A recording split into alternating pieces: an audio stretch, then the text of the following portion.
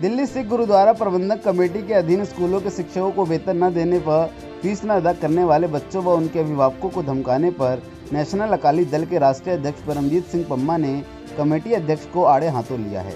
पम्मा ने कहा कि एक तरफ तो कमेटी निःशुल्क डायलिसिस कराने व कम पैसों में MRI कराने का दावा कर रही है, वहीं दूसरी तरफ स्कूली बच्चों व शिक्षकों का शोषण कर रहे हैं।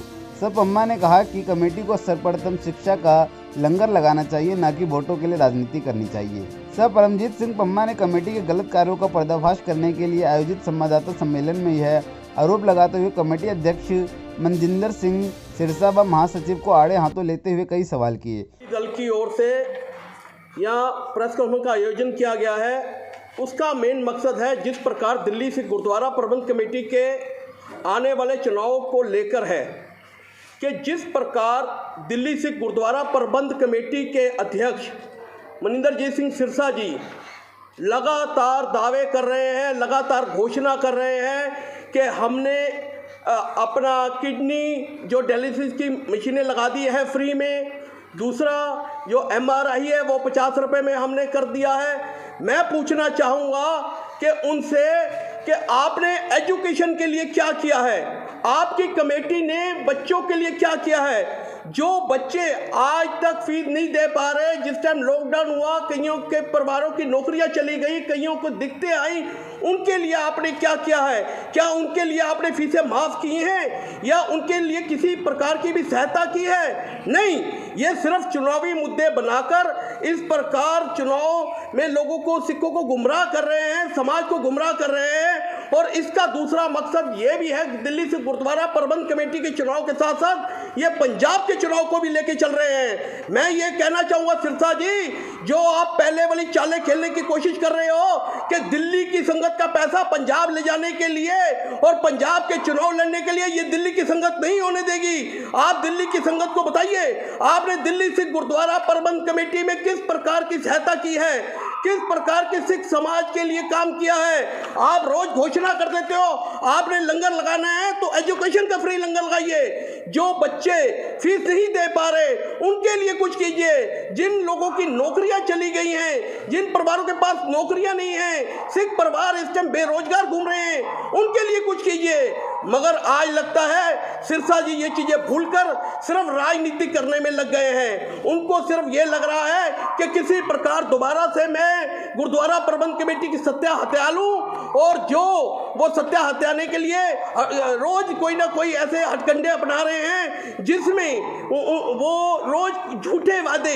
मैं ये बताऊंगा कि क्या आप ये बताइए जो किडनी का जो डायलिसिस का लगा है, क्या सिर्फ गुरुद्वारा प्रबंध कमेटी का है या किसी NGO के पीछे है, उसका खुलासा कीजिए। और जो भी चीजें हो रही है ये आपने लंगर जगह जगह लगाते रहे, जिस टाइम कोरोना काल में भी हम भी पूछते रहे कि जो परिवारों को जरूरत है क्या उनकी आपने दवाइयों पे किसी प्रकार की मदद की है? नहीं की, क्योंकि आपका मकसद कोई ये नहीं है समाज की सेवा करना, आपका मकसद सिर्फ रह गया पब्लिसिटी में रहना और पब्लिक को गुमराह करना, सिख पंथ को गुमराह करना।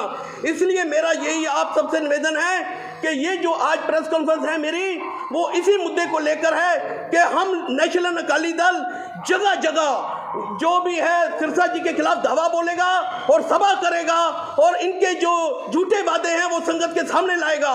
क्योंकि हमने बड़ा लगातार देख लिया, इनसे रिक्वेस्ट करके देख ली कि सिरसा जी, जिस टाइम लॉकडाउन हुआ हमने सिरसा जी को हाथ जोड़े, सिरसा जी आप सिख संगत के लिए कुछ कीजिए। ऐसे ऐसे परिवार हैं जिनके पास आज खाने को कुछ भी नहीं है, जो आज इतने मतलब कि हो चुके हैं, जिनको ये लग रहा है कि किसी प्रकार की उनको सहायता कर पाए। मगर आपने कहा हमने रोज लाख लाख 1.5 लाख बंदे का लंगर लगा दिया।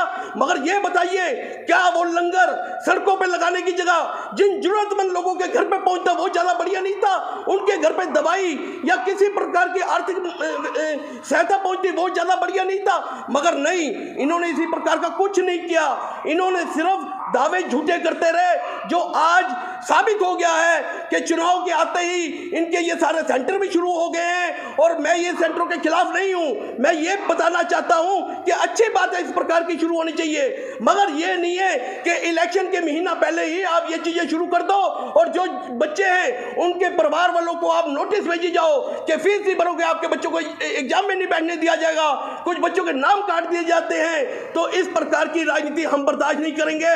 और सिरसा जी, आपको मेरा चैलेंज है कि आप अगर पूरी रिपोर्ट दिखाइए, कितने बच्चों की आपने फीस माफ की है, कितने बच्चों के लिए आपने काम किया है। आपने कुछ नहीं किया, आप सिर्फ मीडिया में जाना चाहते हैं और मीडिया में ही काम करना चाहते हैं, उसके अलावा आप कुछ नहीं करना चाहते। आप सिर्फ समाज के लिए कर रहे हैं, पर ये बताइए कहां पर कर रहे हैं आप। सिर्फ ये चुनावी जो मुद्दे हैं इनको छोड़ के आम संगत के बीच में आइए। वाहिगुरू जी का खालसा, वाहिगुरू जी की फतेह। मैं गुरलीन कौर, नैशनल अकाली दल सकੱਤਰ ਹੈਗੀ ਹਾਂ।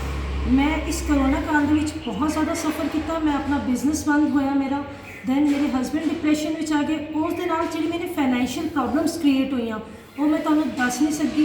बट ये जिहड़ा मेरे उत्ते प्रैशर हैगा सी, बच्चों की फीसिस, बच्चों की एजुकेशन बंद हो रही सी। राइट नाउ ऑल्सो इन्नी ज़्यादा प्रैशर है कि बच्चे के एग्जाम्स ने, तो मैनूं पता है किस तरह उहदी फीस डिपोजिट करनी है। तो साडी कौम विच यह चीज़ मैनूं नज़र नहीं आती। जिवें क्रिश्चियनिटी असीं देखिए, उत्थे कितना अच्छा कॉन्वेंट सिस्टम है। असी क्रिश्चियनस नूं देखिए वो फ्री बाइबल्स वंडदे ने।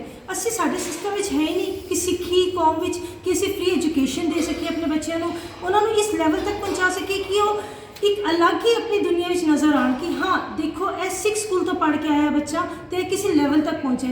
साढ़े सिख कौम में यह चीज़ है ही नहीं। मैनू रिक्वेस्ट है उस सारे बंदों जो एक लैवल तक पहुँचे हुए हैं, जोड़े चुनाव लड़ते हैं, जोड़े सिख प्रबंधक कमेटी मैंबर्स ने, एक प्रेजिडेंट है ने, उन्होंने एक रिक्वेस्ट है, why don't we start education level, एक जिथे साढ़े बच्चे फ्री एजुकेशन लै सकन, फ्री काउंसलिंग लै सकन, ताकि असी प्राउडली फील कर सकी डेट वी आर सिख।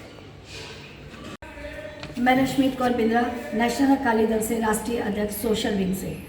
आज दिल्ली से गुरुद्वारा प्रबंधक कमेटी के जो चुनाव शुरू हो चुके हैं उसमें हम लोग नेशनल अकाली दल की पूरी टीम मनजिंदर सिंह सिरसा जी से रिक्वेस्ट करना चाहती हैं कि जितना भी वो लोग काम कर रहे हैं फेसबुक पर, सोशल मीडिया पर सरेआम दिखाए जा रहे हैं, पब्लिसिटी की जा रही है, बहुत अच्छे तरीके से हो रही है, सब कुछ नज़र आ रहा है, आम पब्लिक को, जनता को नज़र आ रहा है कि वो लोग क्या कर रहे हैं। लंगर बांटे जा रहे हैं, दवाइयों की सेवा दी जा रही है, हर जगह हॉस्पिटल्स और मशीनों का काम बताया जा रहा है। इतनी पब्लिसिटी होने के बावजूद भी वीर जी से सिर्फ एक छोटी सी हम लोग रिक्वेस्ट करना चाहते हैं आम जनता की तरफ से कि बच्चों की एजुकेशंस के बारे में भी वो सोचें।